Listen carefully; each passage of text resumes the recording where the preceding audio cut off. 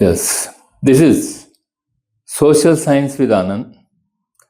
Now, this is special digital class is meant for the RBSE student, Rajasthan Board of Secondary Education students, because in the CBSE, the third chapter of the history is just 1/4 of the total chapter. And here in this RBSE, the whole third chapter will come.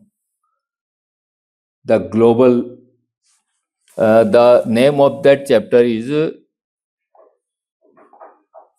The Making of a Global World. So I would like to take the long class and discuss about these three chapters. ऐसे students जिनको दिमाग में ऐसी बात है कि हम तो हिस्ट्री नहीं पढ़ेंगे, बड़े चॉइस पे छोड़ देते हैं, डर लगता है, बड़े लंबे लंबे चैप्टर हैं, 15-15, 20-20 जो है पेजेस के हैं, उन लोगों को डरने की जरूरत नहीं है। अगर आपका कोर्स बड़ा है इन कंपैरिजन टू सीबीएसई, तो साथ में आपके इजी क्वेश्चन भी आएंगे। मैंने लास्ट ईयर का भी पेपर देखा था, जहां जहां मैंने जिस स्कूल में पार्ट टाइम पढ़ाया था, उन बच्चों के 32 आउट ऑफ 32 नंबर तो आपके ऑब्जेक्टिव टाइप या 1 नंबर वाले VSA very short answer type वाले में ला चुके थे। कमजोर से कमजोर बच्चा भी फर्स्ट डिवीजन पास हुआ है। मैं आप लोगों को पहले ही जो है विश करता हूँ, wish you best of luck, कि आपका इस बार पहले से भी इजी पेपर आएगा।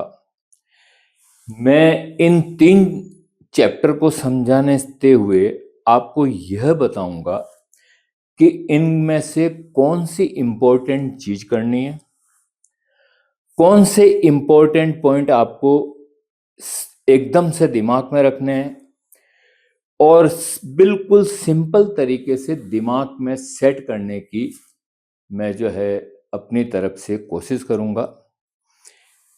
एक बार हिंदी में, एक बार इंग्लिश में बोलूंगा, because I am a teacher of English medium and I am supposed to take the class, teach you the English medium.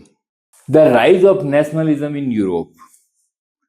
How the nationalism is rose in Europe, it will be discussed in this chapter. The first and foremost point is dream of worldwide democratic and socialist republic, 1848. Suri, he is one of the renowned painter, artist.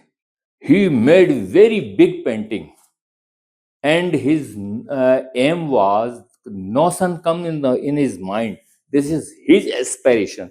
उसकी प्रबल इच्छा थी कि मेरा Europe ही नहीं पूरा world जो है रिपब्लिक हो और डेमोक्रेटिक हो। सोशलिस्ट रिपब्लिक यानी वहां पे राजाओं का राज नहीं होकर के जो चुने हुए लोग हैं वही डेमोक्रेटिक कंट्री बना के अलग अलग नेशन को चलाए। तो उसने जो विजन लिया था,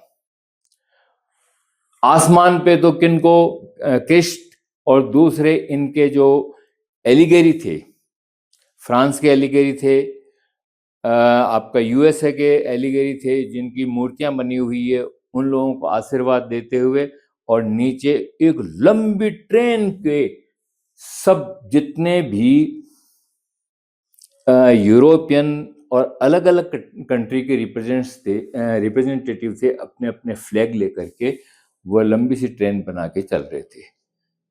इतनी सी बात है बस। इसके अंदर यूएसए भी शामिल है and the whole of the country of Europe. ये जो नोशन इसने लिया था उसके बारे में आपने ढंग से पढ़ा होगा। उसके बाद अपन लेते हैं फ्रेंच रिवॉल्यूशन के बारे में। आपने फ्रेंच रिवॉल्यूशन 1789 के अंदर किस तरह से पेरिस के अंदर एक फोर्ट नुमा जो जेल बनी हुई थी उसको तोड़ दिया था, उस बिल्डिंग को, और ऐसी रूमर हुई थी कि इनकी खेतों के अंदर आग लगा दी गई है।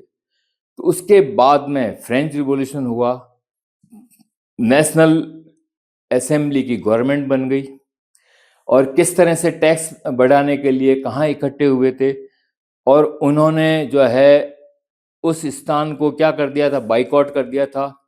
जो उसने किंग ने एक मीटिंग ली थी, उसको बाइकआउट करने के बाद में नेशनल असेंबली गवर्नमेंट बन गई। उसके 1 साल बाद जैकोबिन की गवर्नमेंट बन गई थी। तो नेशनल असेंबली गवर्नमेंट और जैकोबिन क्लब की गवर्नमेंट बनने के बीच वहां पर रिवॉल्यूशन होता है, कॉन्स्टिट्यूशन बनता है।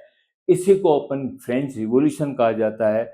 और आइडिया ऑफ नेशन भी उसी के अंदर वहां के लोगों में आया।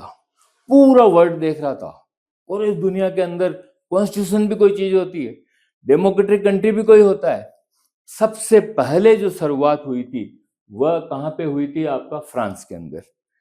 और वहां पे जिस समय प्रूशिया से वार शुरू हुआ था, किंग के उस कंट्री के मिलने के बाद उनके ऊपर ट्रीजन का केस लगा, उनको फांसी दी गई। उस समय वहां पे फ्लैग किस कलर का बना था, फ्लैग किस कलर का बनने के साथ साथ और क्या क्या चेंजेस आए थे, नया सॉन्ग वहां का बना था, और किस तरह से चेंजेस हुए थे, वह चेंज को ही कहते हैं फ्रेंच रिवॉल्यूशन और आइडिया ऑफ नेशन।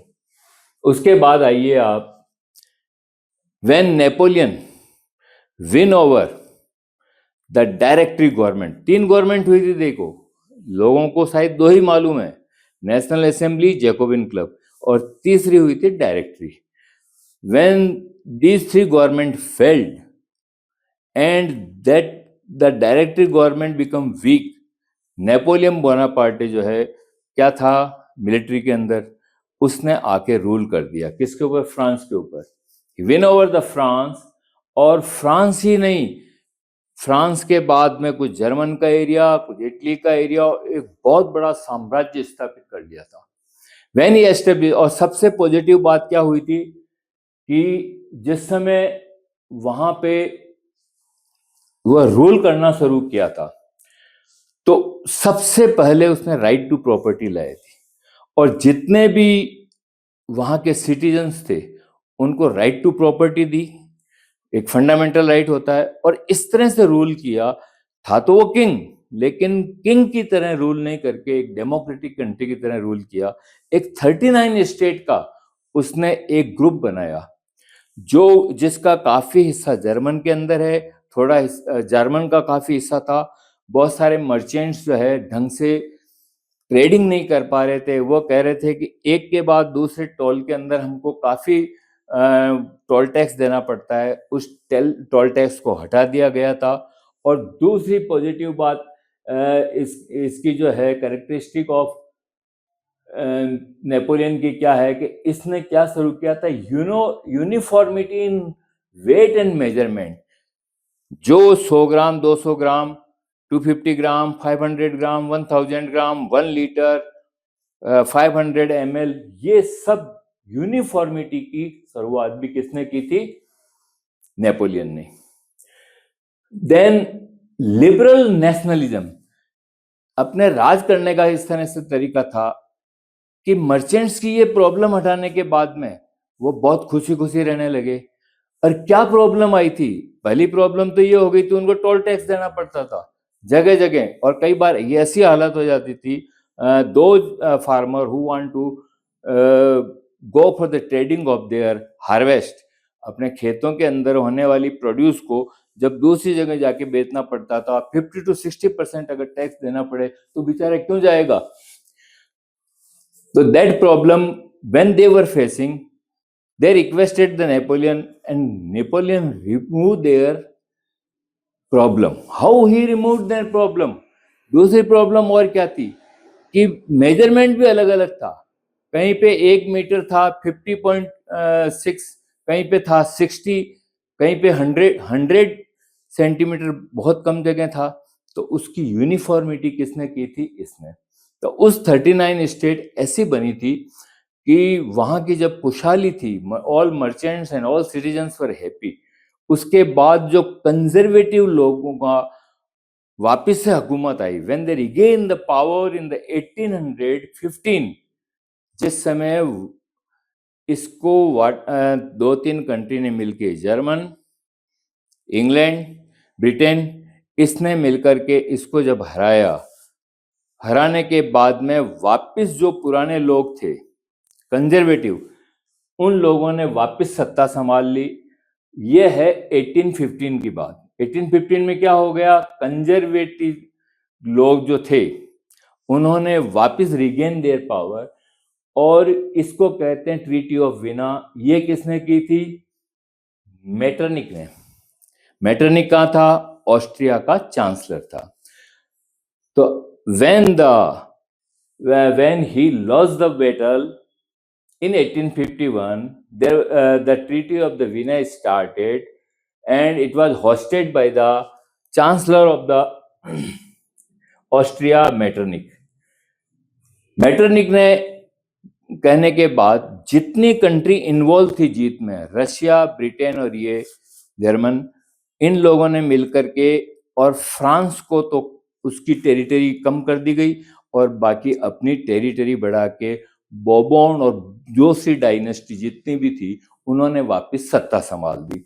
इसी को कहते हैं कंजर्वेटिज्म, जो 1815 में हुआ था। अब जो इन्होंने सत्ता संभाली, अपने ऑटोक्रेटिक वे से इन्होंने राज्य संभाला। they ruled over the country in autocratic way। जो कोई भी इनका विरोध करते थे, कौन करेंगे, लिबरल लोग। जो लिबरल लोग और जो चाहते थे वापस डेमोक्रेसी आए, उन लोगों को जेल के अंदर डाल देते थे। अब सब अंडरग्राउंड हो गए। अंडरग्राउंड होने के बाद में एज ऑफ रिवॉल्यूशन चला था 1830 से 1848।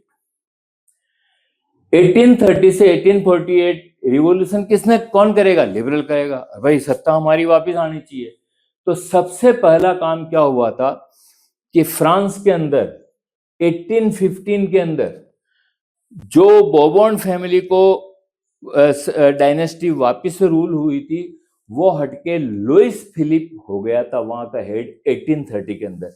This change was made due to the revolution occurred in that very area।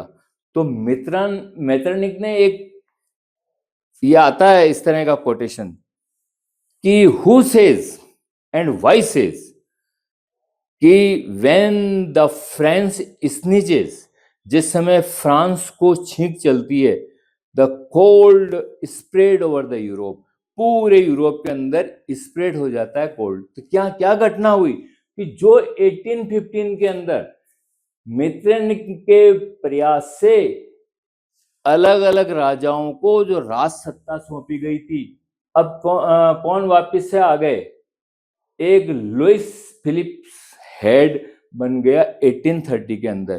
पहले वाला राजा अजग उठा दिया और ये आ गया। अब ये घबराने लगे। ये घबराने के बाद में क्या बात हुई कि लोगों के अंदर और जागरूकता पैदा हुई, इंस्पिरेशन लेने लगे। किसके, नेशनलिज्म के लिए। अरे यार अपन तो एक नेशन में रहेंगे। जैसे यहाँ पे 400 to 500 किंग राज कर रहे थे, प्रिंस, इसी तरह से यूरोप में भी ऐसा ही था। तो ये चाह रहे थे बड़े बड़े जितने भी, जैसे फ्रांस में शुरुआत हुई, वहाँ के फिलोसोफर चाह रहे थे, वहाँ के बहुत सारे जो डेमोक्रेटिक कंट्री को सपोर्ट कर रहे थे वो भी चाह रहे थे कि भाई एक नेशन होना चाहिए। इसमें रोमांटिक यानी जर्मन का एक philosopher Gottfried, Karol Korpinski and priest and bishop of the Poland, इन लोगों ने शांति से इंस्पायर करके लोगों में भावना पैदा की नेशनलिज्म की। इसी को कहा जाता है रोमांटिक्स। रोमांटिक मतलब not in the way of violence के थ्रू इन्होंने नहीं समझाया, इन्होंने अपने मनोरंजन करते हुए, जैसे कैरोल कोरपिंस्की था, ये ऑर्केस्ट्रा चलाता था, गाने नेशनलिज्म के इस तरह से पैदा किए कि हमको एक नेशन होना चाहिए। फिर प्रिस्ट ऑफ बिशप वगैरह में बहुत बुरी बीती। जब पोलैंड का एक हिस्सा रूस ने ले लिया था किसके बाद? 1815 में वाटरलू के इसमें हारने के बाद में, नेपोलियन के हारने के बाद में पोलैंड का कुछ हिस्सा रशिया में चला गया था। रशिया ने कहा भाई अब स्कूलों में रशियन पढ़ाई जाएगी। तो किन्होंने विरोध किया था? प्रीस्ट और बिशप्स ऑफ द पोलैंड। तो नहीं, अगर ये मान लीजिए अपन को सप्रेस करते हुए अगर वहां पे पढ़ाते हैं तो कोई बात नहीं, अपन घर पे अपन पोलैंड ही पढ़ेंगे, पोलिश पढ़ेंगे। We will connected wholly with the Polish. जब पोलिश पढ़ेंगे हमारे बच्चों में भी क्या भावना आएगी? हम कभी न कभी जो ही रूस से छुटकारा मिला, हमारा वापस पोलैंड जाएंगे, हमारा वापस पोलैंड बनाएंगे। तो इन बेचारे प्रीस्ट और बिशप्स को, जहाँ ठंडे प्रदेश है साइबेरिया वगैरह, तो एज वहां पे जेलों के अंदर रख दिया, ठंडी जगह, लो भुगतो तुम। लेकिन इन्होंने इंस्पायर किसको किया? जनता को। काहे के लिए इंस्पायर किया? अब वापस से एक नेशन होना चाहिए, हम किसी की गुलामी नहीं करेंगे। इसको रोमांटिक्स कहते हैं। अब क्या हुआ, कुछ घटनाएं ऐसी हुई आफ्टर 1830 टू 1848 का पीरियड बता रहा हूं मैं। 1848 में क्या घटना हुई? 1845 में वीवर्स थे सिलेशिया के, वो वीवर्स बेचारे क्या कह रहे थे कि भाई हमको तुम जो है कच्चा माल देते हो, इसका पहले वेजेस तो अच्छा था, अब आपने वेज भी कम कर दिया, इधर महंगाई बढ़ गई। तो इन्होंने कॉन्ट्रैक्टर के यहाँ पे भीड़ ला करके और इन्होंने कॉन्ट्रैक्टर का मकान वगैरह तोड़फोड़ कर दी और माल लूट लिया। मिलिट्री आई, काफी लोग मरे। इसीलिए ये घटना जो है, what is the incident of weavers in Silesia, उसके बारे में आप ये बताएंगे कि the weavers become rebellion against the contractor, and when they become rebellion due to the rebellion act, that they adopted the violence, and following the violence, contractor called the military shot near about 30 weavers in Silesia। एक ये घटना हुई। दूसरी घटना 1848 को क्या हुआ कि लिबरल्स, जितने भी मर्चेंट्स थे, लिबरल्स का मतलब जो चाहते थे कि भाई ये हटे, राजाओं का राज है, हमारा राज आए, डेमोक्रेसी आए, वहां के राजा ने कहा, जो विलियम फोर्थ था, विलियम फोर्थ, इसने कहा ठीक है डेमोक्रेसी लाएंगे। उसने एक झूठ मूठ की जो है पार्लियामेंट भी बना दी और उसके बाद में उस पार्लियामेंट को भी भंग कर दी। ये है 1848 की। किसने रिवोल्ट किया? लिबरल्स ने। किसके लिए? डेमोक्रेसी वापस लाने के लिए। पार्लियामेंट किसने बनाई? विलियम फोर्थ ने। और भंग क्यों की? कि वो नहीं चाहता था कि ये सफल हो इनका रिवोल्ट लिबरल का। ठीक है, वहां पे क्या बात हुई थी? फ्रैंकफर्ट पार्लियामेंट के अंदर वुमेन भी कहने लगी कि साहब हम भी पार्टिसिपेट करेंगे पॉलिटिक्स में। तो उन्होंने कहा अभी तुमको पार्टिसिपेशन नहीं करने देने जाएगा। जो पार्लियामेंट, फ्रैंकफर्ट पार्लियामेंट हुई है, कहाँ पे? सेंट पॉल चर्च के अंदर। तुम्हें सिर्फ गैलरी में बैठने के लिए अलाउ किया जाएगा।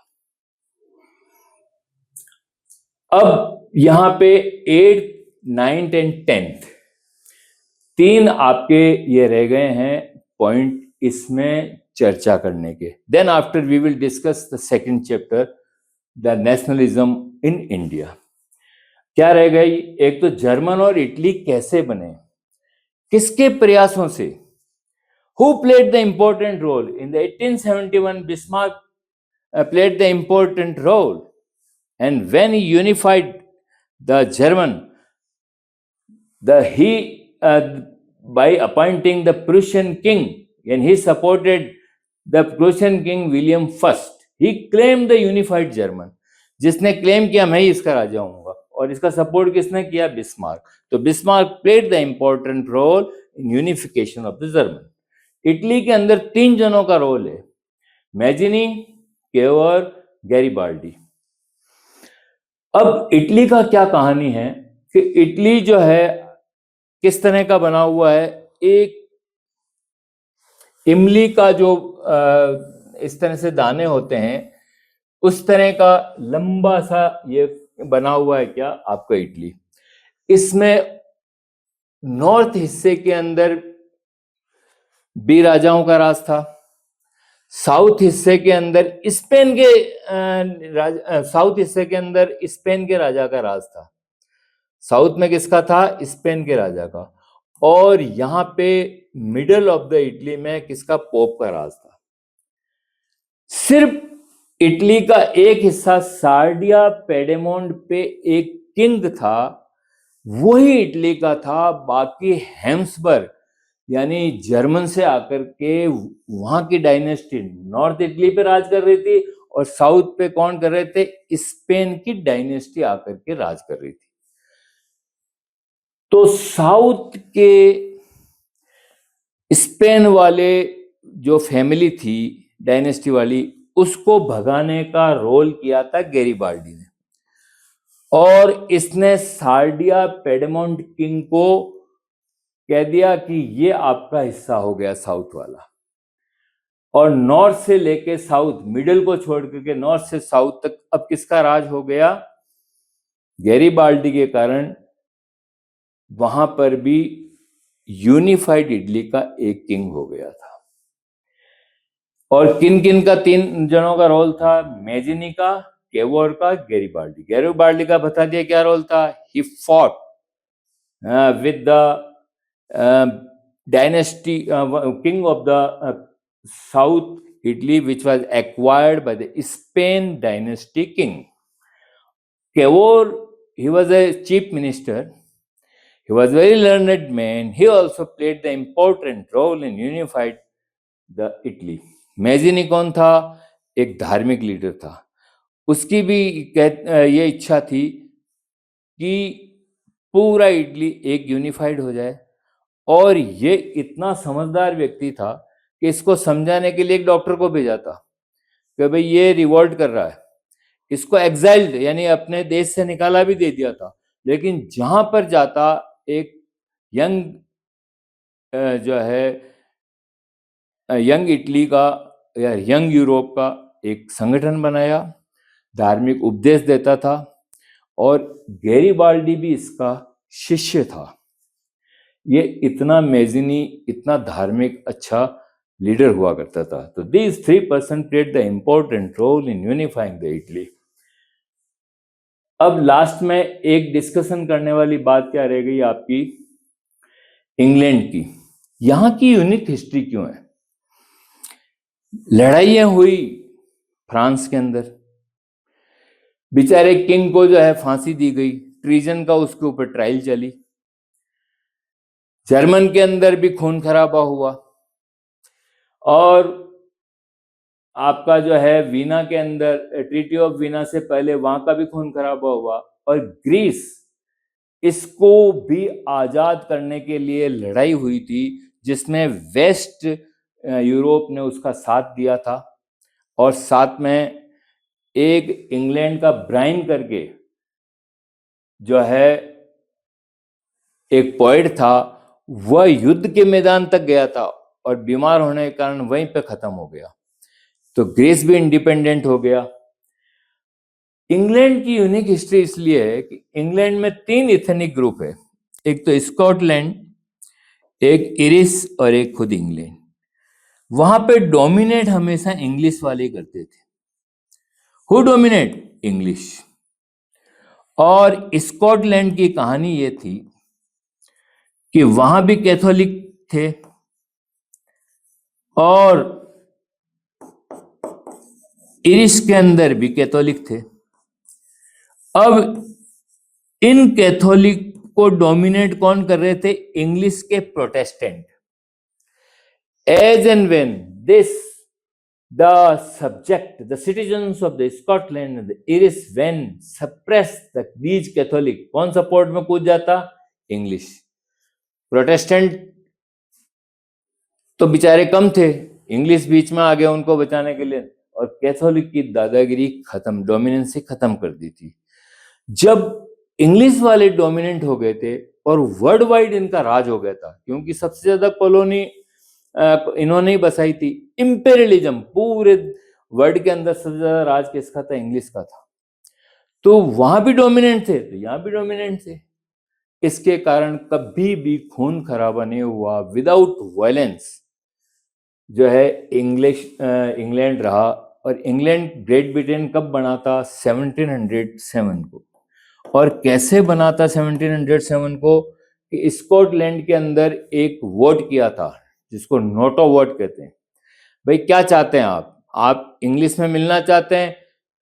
तो वहां पे वोटिंग ज्यादा हो गई, ज्यादा लोग फेवर कर रहे थे इंग्लिश में मिलना।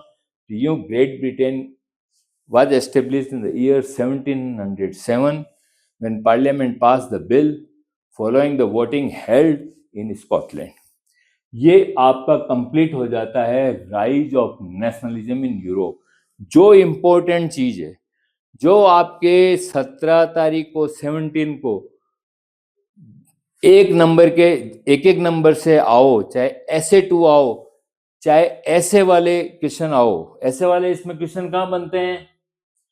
एक तो स्टोरी वाला बन जाता है, एक how the French revolution effected on the whole world as well as on the Europe, और तीसरा आपका बन जाता है कौन सा वाला?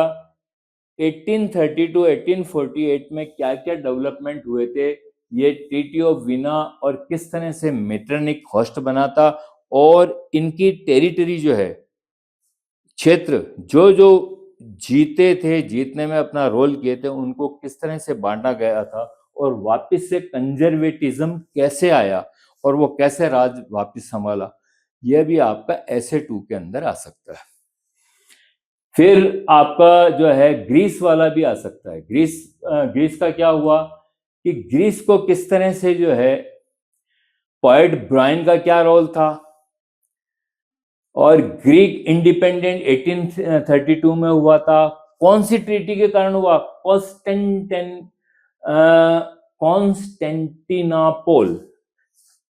कॉन्स्टेंटिनोपल ट्रीटी हुई थी, उसके अंदर 1824। और 15 सेंचुरी से वहां पे कौन राज कर रहा था? ओटोमन राज कर रहा था। एक ये भी ऐसे टू के अंदर आ सकता है। प्रोबेबल क्वेश्चंस बता दिए हैं, और बीच बीच में जितने भी नाम लिए गए हैं कि what is the incident of weavers in Silesia occurred in 1845, इसका भी बता दिया गया। ये भी ऐसे वन के अंदर आ सकता है। और इसके अलावा आपका छोटे छोटे एक एक नंबर वाले सवाल बनते हैं, उसके बारे में भी सब बता दिया गया। अब आते हैं, now we are going to discuss about the nationalism in India. In the year 1915 January, when Gandhi returned back from South Africa to India,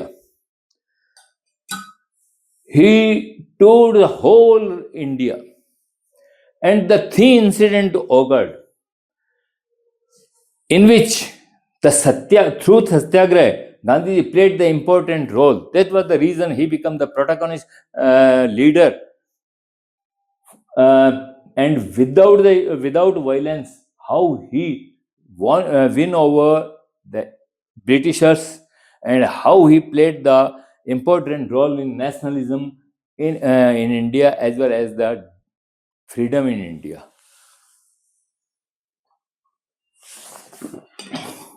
Now, how three incidents occurred in the 1916, the Champaran peasant revolution occurred. The peasants were very fearsome, having the fearsome attitude. They could not get the compensation when they grow that indigo. That problem was did not solved by the advocates of the Bihar also. Gandhiji, how is resolved that very problem? No doubt, the peasants of the Champaran got 25% of their compensation for growing the indigo, but the fearsome attitude were kept away from their mind. Many persons, many representative of the this ashram, Sabarmati ashram, they stayed there. They opened the school, they opened the hospitals. They stayed there for the 6 months. that you might have learnt in the English lesson also, that Champaran problem of the peasant was resolved by the Mahatma Gandhi through Satyagraha. Next is the Kheda. In 1970, in Kheda, what happened? That many people died due to the influenza. Many children also died. They want to reduce their revenue. They make the demand before the Britishers to give concession for in collecting the revenue of the agricultural land. They did not agree. Then after the Satyagraha, they got the victory. Ahmedabad में क्या हुआ? कपड़ा मिल था. The labor want to increase their wages, but after adopting that Satyagraha device, they could able to win over their problem. 16, 17, 18 की घटना के बाद में गांधी जी वेल नोन हो गए थे. जगह जगह चर्चा उनकी होने लगी कि भाई ये बड़ा जोरदार है व्यक्ति, एक साधारण से कपड़े के अंदर रहता हुआ गरीबों की तरह जीवन बिताने वाला, जो खुद जागीरदार था, इसके पास सत्याग्रह से डिवाइड. सत्याग्रह का भी आता है कई बार, कुछ चीज तो बार बार रिपीट होती है. What do understand with Satyagraha? S7 सत्याग्रह में लिखो कि गो for the fasting. This is one of the devices started by began by the Mahatma Gandhi, and that the device was such that without using the violent action against or antagonism against the government or the other party, through the satyagraha, with insistence, want to win over the other party. This is called the satyagraha. और भी किसी ढंग से आप जो book में पढ़ते हैं, एक साधारण सी जो है डेफिनेशन आप 1 या 2 लाइन की दे सकते हैं. एक के बाद एक घटना क्या होती है, ईयर वाइज आपको बताते हैं. 1919 में क्या हुआ था? रॉलेट एक्ट आया. क्या? What is the Rowlatt act? To keep any person behind the bar, यानी detain, to detain any person for 2 years without showing the cause. देखिए, डेमोक्रेटिक कंट्री कोई भी होती है, कॉन्स्टिट्यूशन के अंदर भी लिखा है, कोई भी व्यक्ति को अगर आप जेल में डालते हैं तो अरेस्ट होने का आप रीजन बताएंगे. आप रीजन ही नहीं बता रहे हैं, विदाउट शोइंग एनी रीजन, तो that Rowlatt act was declared as a black law. और इतना जल्दी आ गया था. और इसका पर्पज क्या था? पॉलिटिकल लीडर कोई भी हो, सारे 2 साल उसको बिहाइंड द बार रखो, अपने आप जेल में रहेगा, बार फितूर नहीं करेगा, तो वह जो है अपना जो है इन्फ्लुएंस से लोगों को आज़ादी करने से रोका जा सकता है. इसकी 6 अप्रैल में पूरे इंडिया में पूरी इंडिया वाइड, नेशन वाइड हड़ताल हुई. इस हड़ताल के बाद में गांधी जी को बैन कर दिया कि you can not go to Delhi. Punjab में इसका असर ये हुआ, लाला लाजपत राय के ऊपर बहुत लाठियां वगैरह बरसाई गई. और उसके बाद इससे भयानक घटना बैसाखी 13 अप्रैल को होती है. वहां पे जनरल डायर था. वो मौसा क्या कह जाता है, कई बार आप पढ़ चुके होंगे, इसके बारे में ज्यादा मैं नहीं बताऊंगा, कि ये जो जलियांवाला कांड हुआ था, many people died when they jumped into one of the well which was dry. The German Dyer was responsible. He closed the door, main gate of the where the people who were celebrating the Baisakhi, they were innocent and unknown people. They did not know what is the martial law. Curfew क्या होता, martial law उसका aware नहीं थे. अब बेचारे मारे गए थे. उसकी अभी तक जो है मॉन्यूमेंट आप देख सकते हैं वहां पे जाकर के जलियांवाला बाग में. अब इसके बाद क्या क्या घटनाएं होती है ये देखिए. 19 में एक चीज डिस्कस करना भूल गया, 1913 से 1918 के बीच फर्स्ट वर्ल्ड वॉर हुआ था। In the first world war, as a allied country, Britain played the important role. It fought against the central group of the country, जिसमें जर्मन वगैरह थे, ओटोमन थे। वहां पे इंग्लैंड, ये ब्रिटिश इंडिया था। रिक्रूटमेंट किनका कर रहे हैं? जो विलेजर्स का है। और जो ही 13 से 18 के बीच में पूरा दिवालिया हो गया था। कौन? इंग्लैंड। जो दूसरों को उधार पैसा देता था वो खुद बोरोवर हो गया। Earlier he was lender and from whom he borrowed the money? From America. तो how the USA become lender and how the Britain become borrower? It was due to the first world war. First world war में जितनी भी industries थी वहां पे बड़े बड़े जो है बम वगैरह और दूसरे आर्सेनल, गन्स और इस तरह की चीजें बनने लग गई थी, और लगभग दिवालिया होकर के अनएम्प्लॉयमेंट भी ज्यादा हो गया था। हम भी ब्रिटेन के जो है पार्ट थे। We were the part and parcel of the England. हमारे ऊपर भी इस तरह की प्रॉब्लम हुई। हाँ भाई, ब्रिटिश इंडिया के अंदर रिक्रूट करो। अब बेचारे गांव के अंदर जो भी गबरू जवान होते 15, 17, 18 साल के, उनको सबको पकड़ पकड़ के ले जा करके क्या बना दिया? रिक्रूट कर दिया। वो रिक्रूटेड एज ए सोल्जर। हो, you should fight this war, the first world war. बहुत ऑब्जेक्शन हुआ। गांव के अंदर लोग कहते साले हमारा पार्टिसिपेशन क्यों होगा फर्स्ट वर्ल्ड वॉर में? और सेकेंड वर्ल्ड वॉर में भी हमने पार्टिसिपेट किया था। This was also due to the influence of England, because we were British India. ऐसा होने के बाद में 13 to 18 के बीच क्या क्या दिक्कतें हुई थी? इनकम टैक्स हुआ, टैक्सेस बढ़ गए, इन्फ्लुएंजा से। सेंसस बताता है 10-10 साल में जो गणनाएं होती है, 9 से 10 या 23 मिलियन लोग मरे थे। यानी 23 into 10 lakhs, इतने लोग इन्फ्लुएंजा से मर गए थे। महामारी चल गई थी, जैसे अभी चली कोविड की, उन दिनों में एपिडेमिक थी। जो वर्ल्ड वाइड चलती है वो तो हो गई, वो एपिडेमिक नहीं कहलाती है। जो नेशन वाइड चलती है वो एपिडेमिक कहलाती है। और एक के बाद एक 15, 16, 17 और 18 2-3 फसलें बिगड़ गई थी। पीजेंट्स भी भूखों मर रहे थे। तो कुल मिलाकर के देश के अंदर पीजेंट्स भी नाखुश हो गए थे, जनरल पब्लिक भी उनसे नाखुश हो गई थी। They would also enter into the revolt against the Britishers।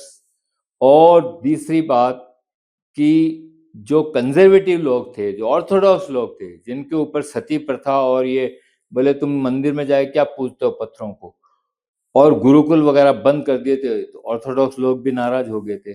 तो ये सब नाराजगी होने के बाद क्या हुआ? नॉन कोऑपरेशन मूवमेंट चलाने की इच्छा की थी गांधी जी ने। The idea came in the mind of the Mahatma Gandhi that why should not we begin this non-cooperation movement? Non-cooperation movement 2 या 3 फेजों में चलने का था। पहला फेज तो जितने भी टाइटल दिए गए उनको वापस कर दो। दूसरा, स्कूल, प्रोविंशियल काउंसिल, कोर्ट, इन सब के अंदर जाके काम नहीं करेंगे, हम कोऑपरेट नहीं करेंगे। वकील कहेंगे हम नहीं जाना है कोर्ट के अंदर हमारे क्लाइंट के लड़ने करने के लिए केस। और तीसरी बात क्या हुई?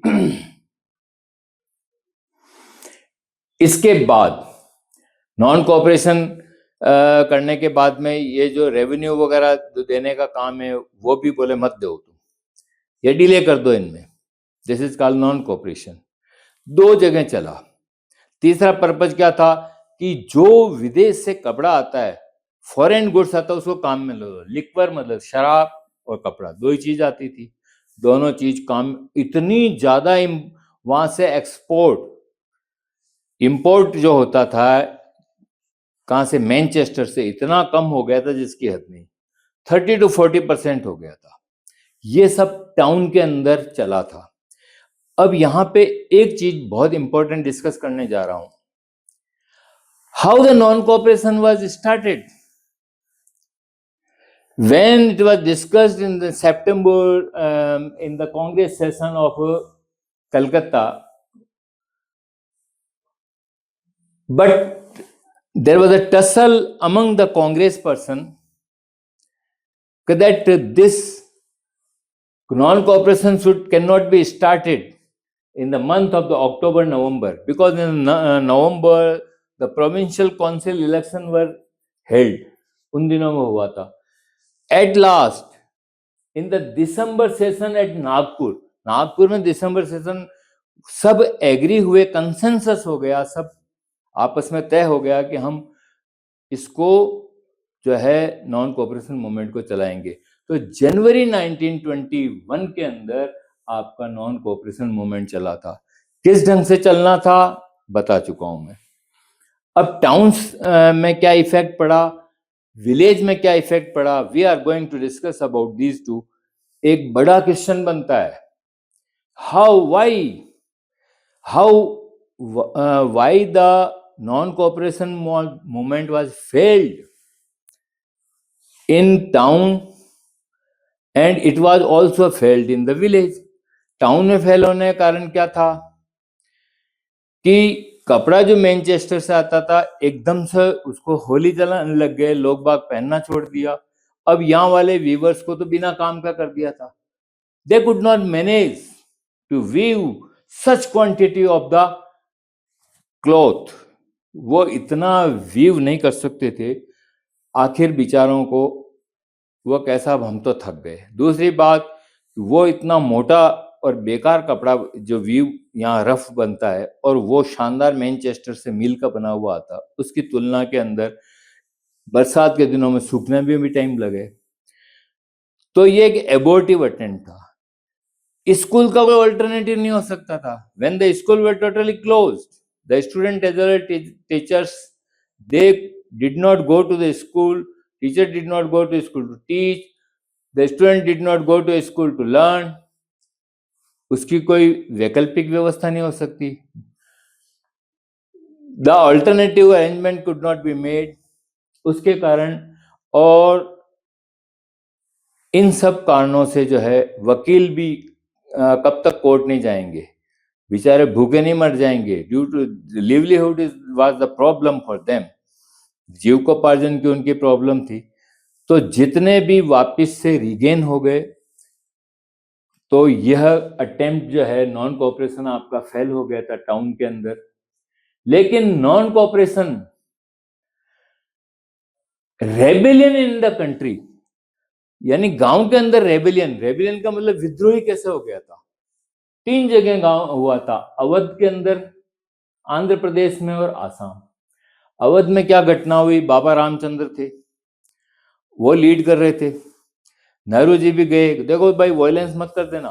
बोले हम तो रेवेन्यू वगैरह भी नहीं देंगे। बोले अभी ऐसा भी नहीं कर सकते, रेवेन्यू तुमको देना ही पड़ेगा, थोड़ा लेट दे दो, नॉन कोऑपरेट कर दो। और आपने इन जितने भी तालुकदार वगैरह थे इनको लूट लिया। नाई धोबिया इनको कह दिया कि इनका काम ही मत करो। Do not wash the cloth of the taluqdar and all these merchants. लूटपाट कर दी थी। In this way we can say that peasants they become the rebel, वो रेबल बन गए थे। रिवोल्यूशन सा हो गया था, जो कांग्रेस का थीम नहीं था। Congress the intention was to non cooperate with the administration of the Britishers and not to revolt. Violence के बिल्कुल खिलाफ था, यही तय हुआ था कांग्रेस में। लेकिन वहां पे रिवोल्यूशन हो गया। आंध्र प्रदेश में ऐसा, जो बेचारे आदिवासी थे उनको चारों तरफ से रिजर्व्ड फॉरेस्ट बना दी थी, वो जा ही नहीं सकते थे। उन्होंने भी आंदोलन छेड़ दिया, और उन्होंने आंदोलन छेड़ने के बाद में जो है उन्होंने मारकाट शुरू कर दी। कितने ऑफिसर्स पुलिस वालों को मारने लग गए थे।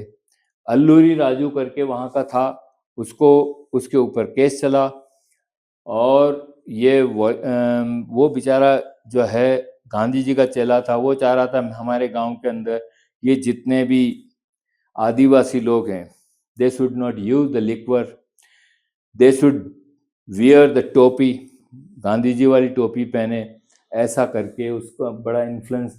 आसाम में बड़ी घटना हुई, वहां पे एक इमिग्रेशन लॉ लगा हुआ था, you can not leave this place जहां बड़े बड़े जो है आपके प्लांटेशन हुआ करते थे, टी प्लांटेशन, आप छोड़ नहीं सकते हो। वहां पे इनको छोड़ दिया उन्होंने। वहां गलतफहमी किस तरह की हो गई? गलतफहमी इस ढंग की हो गई कि गांधी जी हमारे लिए व्यवस्था कर रहे हैं, लैंड लेस को लैंड दे रहे हैं, ऐसी अफवाह उठ गई। And they leave that place और चलो अपने अपने गांव चलते हैं। बेचारे गांव नहीं जा सके, वो उनको बीच के अंदर पुलिस ने जो है मैन हैंडलिंग किया, बुरी तरह से 3rd डिग्री टॉर्चर किया, बुरी तरह से वायलेंट उनके ऊपर हुई, और जो वो गलत सोच रहे थे उसका मतलब ही नॉन कोऑपरेशन गलत निकाल दिया, उसके कारण उनको बहुत नुकसान हुआ। देन आफ्टर हम आते हैं नॉन कोऑपरेशन के सस्पेंड के मामले में। 7-8 पुलिस वाले मारे गए थे, और उसके कारण गांधी जी ने कहा कि as this turn the in violent way, now I would like to suspend this non cooperation. इसके नॉन कोऑपरेशन के बाद में जो है 1928 के अंदर साइमन आने वाला था। साइमन को काले झंडे दिखाए गए और उसको कह दिया आप रिटर्न होइए, आप कॉन्स्टिट्यूशन जो चेंज करके कॉन्स्टिट्यूशन जो है आप बदलना चाहते हैं, हम आपके ऊपर विश्वास नहीं करते हैं, because there was no member in the Simon commission which was represented from the India. उन दिनों में एक घटना और हुई थी, कांग्रेस के अंदर कॉन्फ्लिक्ट हो गए। जो पुराने लीडर थे मोतीलाल और CS दास वगैरह, उन्होंने स्वराज पार्टी, कांग्रेस में ही स्वराज पार्टी बना दी, और उसके बाद में जो है नॉन ओबीडियंस, साल्ट मार्च वगैरह, दांडी मार्च, ये आप अच्छी तरह से जानते ही होंगे और काफी पढ़ भी चुके होंगे। इसके बाद में एक पूना पैक्ट हुआ था, उसके बारे में थोड़ा सा बताता हूं मैं। There was conflict in between the Mahatma Gandhi and Baba Saheb Ambedkar. Ambedkar चाहते थे कि इलेक्टोरेट अलग हो, किसका? SC ST का, इन्हीं का आदमी खड़ा और इन्हीं के लोग वोट दें। वो कहते नहीं, सेपरेट इलेक्टोरेट कर दिया तो यहाँ पे आपस में जातियां भिड़ जाएगी, अलग अलग धर्म वाले आपस में मारकाट करेंगे, मैं सेपरेट इलेक्टोरेट नहीं होने दूंगा। और इन्होंने कह दिया अगर तुम अंग्रेजों से मिलके सेपरेट इलेक्टोरेट करने की जो है जरूरत करते हो तो फास्ट अन टू डेथ, यानी जब तक मौत आए जब तक मैं फास्ट करने वाला हूँ। तो अंबेडकर झुक गए, इसी को पूना एक्ट कहा जाता है। फिर इसके बाद बंकिम चंद्र चट्टोपाध्याय, स्वदेशी मूवमेंट और स्वराज फ्लैग वगैरह के बारे में आपने पढ़ा ही होगा कि स्वराज फ्लैग किसने बनाया था।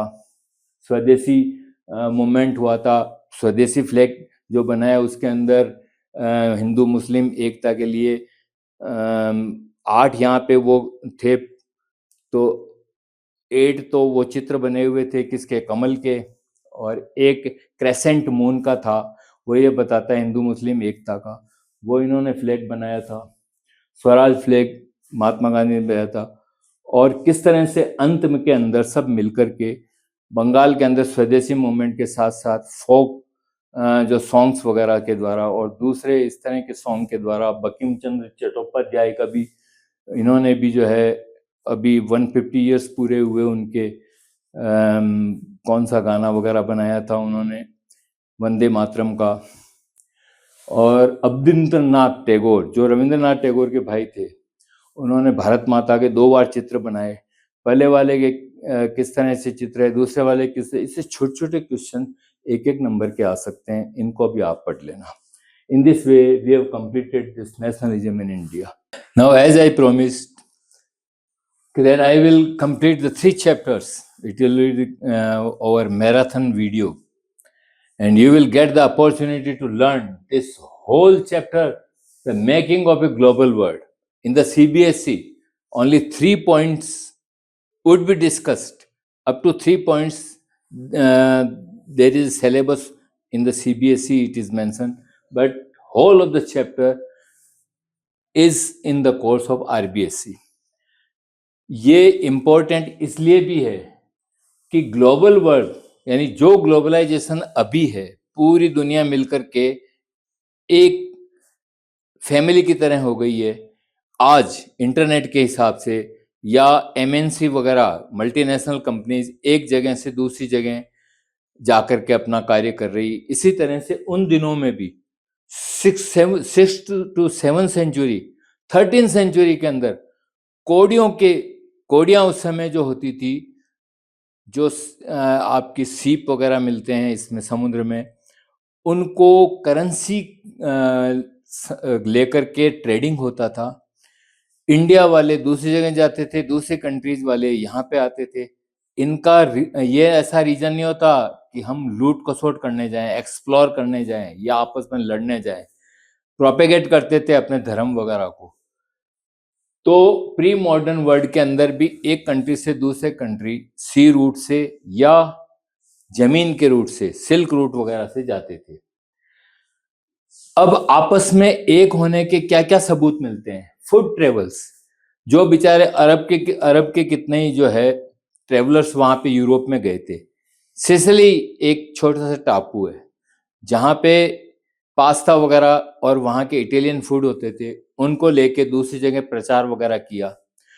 बहुत सारी वेजिटेशन, आलू, टमाटर, मिर्ची, ये स्वीट पोटैटो, ये वेजिटेशन आज से 500 साल पहले नहीं थी, ये हमारे यहाँ पे लाई गई।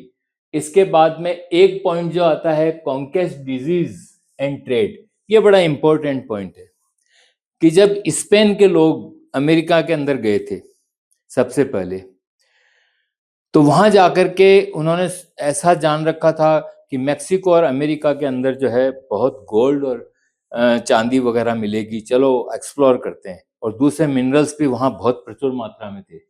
When they entered on the bank of the sea, जब सी शोर पे वहां जाते हैं तो उनको देख करके वो सामना करते हैं। कौन? अमेरिका वाले।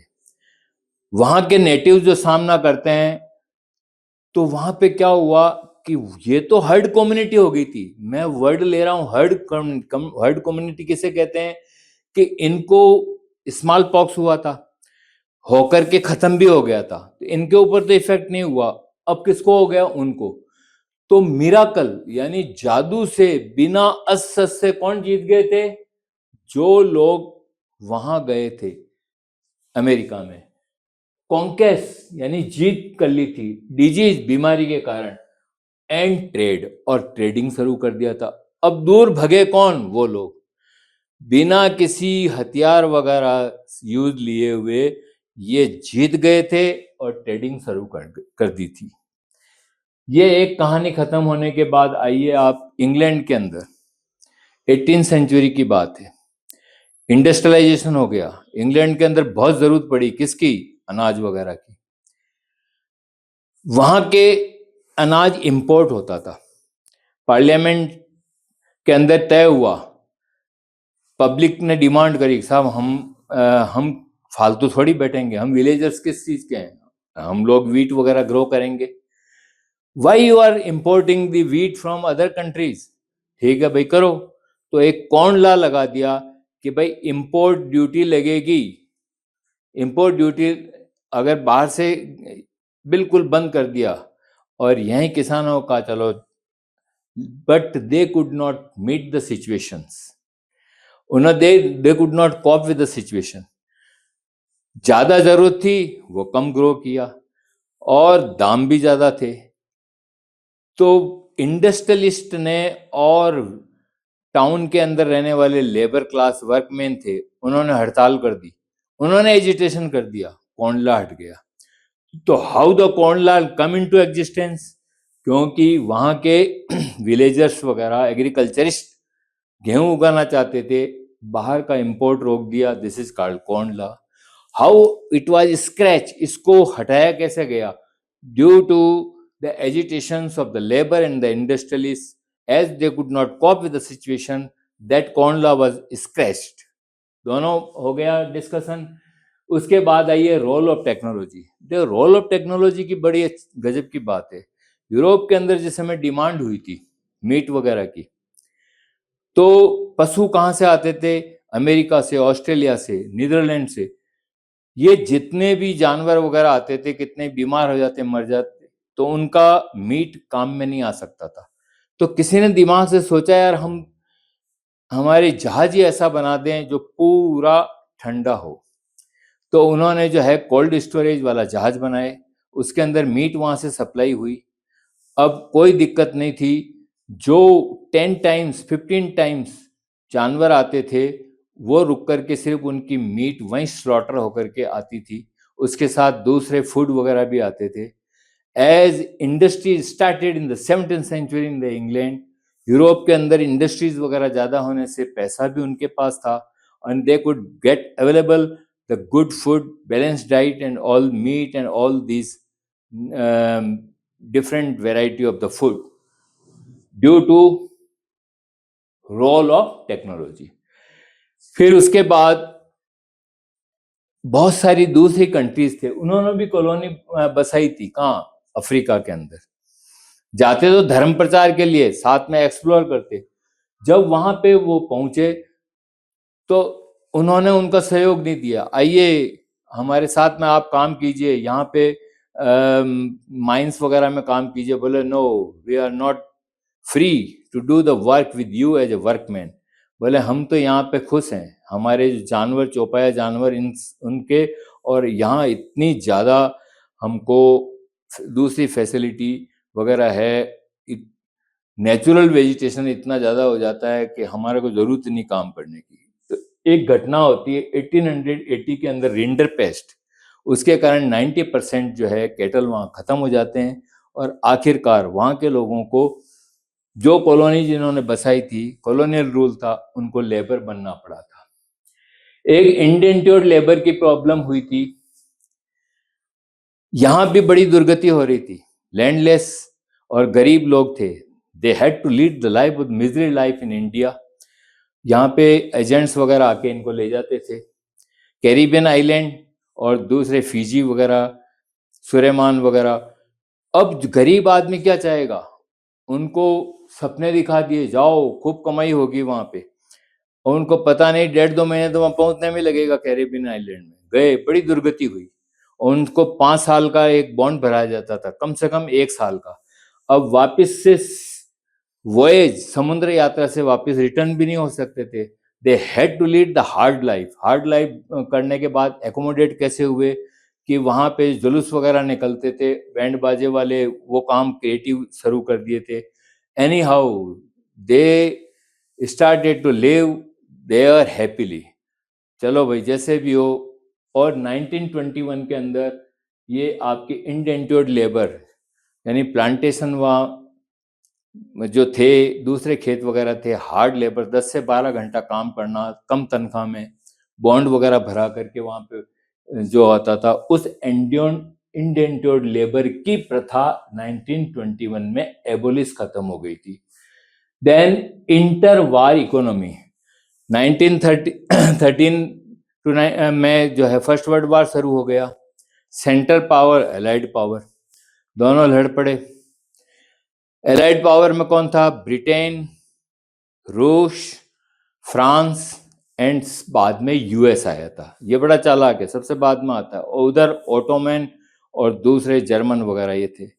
जर्मन ने हार मिली फर्स्ट वर्ल्ड वार के अंदर, जिसका 9th क्लास के अंदर आपने पढ़ा होगा कि how Hitler become the famous person there, और किस तरह से जो है इकोनॉमी को सुधारा था।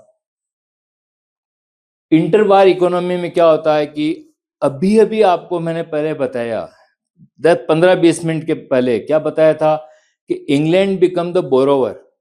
Earlier it was he was lender. It was why she was lender? Because पैसा बहुत था। पैसा किसमें खर्च हो गया? फर्स्ट वर्ल्ड वार के अंदर। और अब इसकी इकोनॉमी इतनी बिगड़ गई कि वहां पे अनएम्प्लॉयड प्रॉब्लम बहुत हो गई। पोस्ट वार के अंदर, यानी वार खत्म होने के बाद अपने आप को एस्टेब्लिश करने में बहुत मेहनत करनी पड़ी। लेकिन अमेरिका ने मेहनत करके, फोर्ड कंपनी थी, उन्होंने 1922 के अंदर फोर्ड जो कार थी वो 5 to 10 टाइम्स उसका मैन्युफैक्चरिंग बढ़ गया था। उसका मैन्युफैक्चरिंग बढ़ने का कारण क्या था कि जितने ही वर्कमैन थे उनको डबल तनख्वाह दी और फोर्ड ने कह दिया भाई तुम यूनियन बाजी मत करना। जब लेबर और वर्कमैन के पास पैसा आया तो हायर परचेज का सिस्टम, यानी आप फ्रिज लाओ, टीवी लाओ, ये एसी लाओ, इनके एक बार ईएमआई फिक्स होकर के 2-3 साल में पैसा चुका दो। होम लोन, हायर परचेज, यह 1922 के अंदर अमेरिका में ही शुरू हुआ था, यूएसए के अंदर ही शुरू हुआ था। उसके बाद 1929 के अंदर जिन जिन लोगों ने, जिन जिन कंट्री ने अमेरिका के प्राइवेट बैंक से और कंपनी से पैसा लिया था, वो 29 के अंदर कह दिया साहब हमारे पास चुकाने को कुछ नहीं है। It was due to the Great Depression occurred in the year 1930. America की भी ये हालत हो गई थी कि वहां पे हजारों जो कंपनीज वगैरह वो कंपनीज कोलैप्स हो गई थी, बैंक सब बंद हो गए थे और वहां का इकोनॉमिक भी बिगड़ गई थी पूरी तरह से, जो फर्स्ट नंबर पे था। उसके बाद सेकेंड वर्ल्ड वार शुरू हो जाता। सेकेंड वर्ल्ड वार के अंदर भी सिविलियन जो ज्यादा मरे, लड़ाई करने वाले कम मरे थे। और इस सेकेंड वर्ल्ड वार के अंदर भी जो है इसको नुकसान हुआ जर्मन को, और किस तरह से जर्मन के जो है हिटलर और इसके आदमियों ने जो है सुसाइड किया था, ये सब 9th में आपने पढ़ा होगा। इंडिया का ग्रेट डिप्रेशन पे क्या असर हुआ था? इंडिया के अंदर ग्रेट डिप्रेशन पे यह असर हुआ था कि शहर में तो ज्यादा फर्क नहीं पड़ा, लेकिन गांव के अंदर खाने को नहीं था दाने, क्योंकि एग्रीकल्चर एक के बाद एक 2-3 फसलें बिगड़ गई थी। और उसके बाद में गांव वालों अपने 2 जून रोटी के लिए अपना सोना बेचा। तो एक इकोनॉमिस्ट ने कहा था कि यहाँ पे सबसे ज्यादा सोना इस ग्रेट डिप्रेशन 1930 के टाइम इंडिया वालों ने बेचा था, due to their 2 ends meet, अपने 2 वक्त की और लिवलीहुड के कारण रोटी के लिए भी उनको सोना बेचना पड़ा। तो इकोनॉमी में हेल्प की थी। और जूट वगैरह वाले लोग लेमेंट यानी बुरी तरह से रोते थे कि देखो हमारी क्या दुर्गति हो गई, क्योंकि जूट का एकदम से दाम घट गए थे। जब कभी भी ग्रेट डिप्रेशन आता है, कौन कौन सी चीजें होती है? एक तो किसानों को at the time of the harvest they could not get the right amount, जो पैसा उन्होंने खेती में लगाया था उसको पैसा नहीं मिलता, पहला पॉइंट। दूसरा, अनएम्प्लॉयमेंट हो जाता है। और तीसरा, चीजों के दाम बढ़ जाते हैं। 3 चीजें तो आपको आंख मीच के लिख सकते हो। इस ग्रेट डिप्रेशन के बाद और सेकेंड वर्ल्ड वार के बाद 1945 में हिरोशिमा नागासाकी पे बम वगैरह गिरने के बाद वो सेकेंड वर्ल्ड वार खत्म हो गया। उसके बाद क्या हुआ कि Brayton would is one of the hotel in America, वहां पे यह तय हुआ कि भाई अब हम बहुत गरीब देश हो गए हैं, कितने इस वर्ल्ड वार के अंदर कितने लाखों करोड़ों लोग मरे थे, बोले अब क्या करें। ब्रिटेन वुड के अंदर यह तय हुआ कि हम इंटरनेशनल मॉनेटरी फंड और वर्ल्ड बैंक ये 2 लोन देंगे। किसको लोन देंगे? गरीब कंट्रीज को। और इसका एस्टेब्लिशमेंट इस ब्रिटेन वुड के अंदर मीटिंग होकर के तय हुआ, इसीलिए इसको ब्रिटेन वुड कहा जाता है। और ब्रिटेन वुड के अंदर यह तय होने के बाद में जितने भी डेवलप कंट्री थे और वेस्टर्न कंट्री थे उनको तो फायदा मिल गया।